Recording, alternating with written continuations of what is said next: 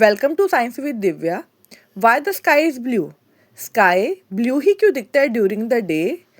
Y not red, green और yellow? आज हम इसके बारे में समझते हैं कि इसके पीछे साइंस क्या है, क्या फिनोमिना है। तो आइए, फिनोमिना है स्कैटरिंग ऑफ लाइट।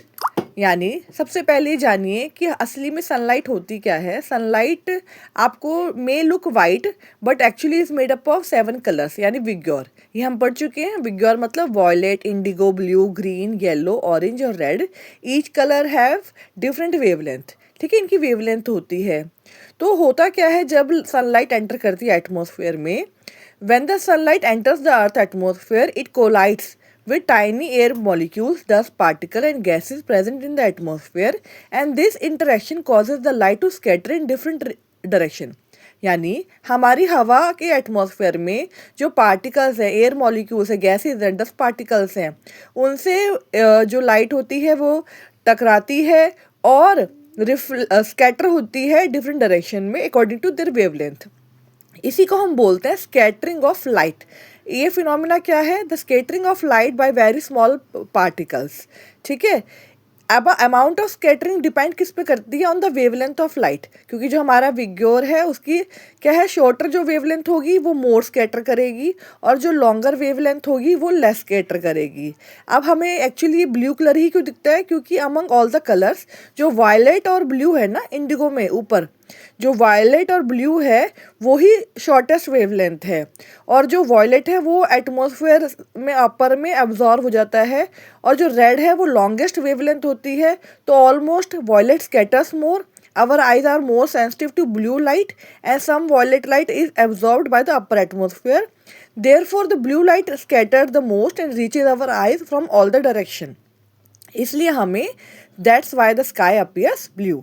ठीक है, अब हम अगर क्वेश्चन पूछ सकते हैं कि वाई नॉट रेड और ग्रीन, तो हम कहेंगे वहाँ पर red light has longer wavelength, इसलिए so it will scattered very little.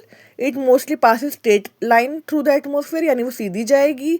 Long wavelength है, स्कैटर कम करेगी, इसलिए red does not dominate the sky colour. ठीक है, अगर आप आपसे एक ऐसा कहे कि भाई हमें तो जब सनराइज और सनसेट पे जब नियर द होरिजन होता है, जब सनलाइट ट्रैवल करती है longer distance from through the atmosphere, तो most of the blue light gets scattered away, only the red and orange reach our eyes. ठीक है, इसलिए देखो जब हमारे शाम के वक्त, सुबह जब सूरज उग रहा होता है या ढल रहा होता है, उस वक्त हमें क्या है, स्काई रेड दिखता है। तो क्योंकि वहाँ पे जो सनलाइट ट्रैवल करती है longer distance through the atmosphere, तो most of the blue light get scattered, only the red जो कि सीधी आ रही है वो हमारे रीच करती है। तो हमारा कंक्लूजन क्या बना?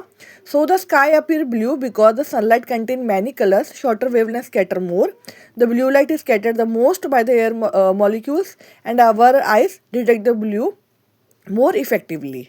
ठीक है, इसी के अंदर से आपका अगर एक एप्लीकेशन बेस्ड क्वेश्चन बनता है कि अगर अर्थ का एटमॉस्फेयर नहीं होता तो क्या होता, तो आप इसका आंसर देंगे if the earth had no atmosphere consisting of air, then there would have been no scattering of sunlight at all. In that case, no light from the sky would have entered our eyes and the sky would have looked dark and black, यानी हमें काला और black नज़र आता। और अगर इसी पे वो क्वेश्चन पूछे कि आउटर स्पेस में कैसा दिखता है, तो आउटर स्पेस में भी sky the looks dark, in the outer space the sky looks dark and black instead of blue, because यहाँ पे कोई एटमॉस्फेयर नहीं है फॉर द स्कैटरिंग।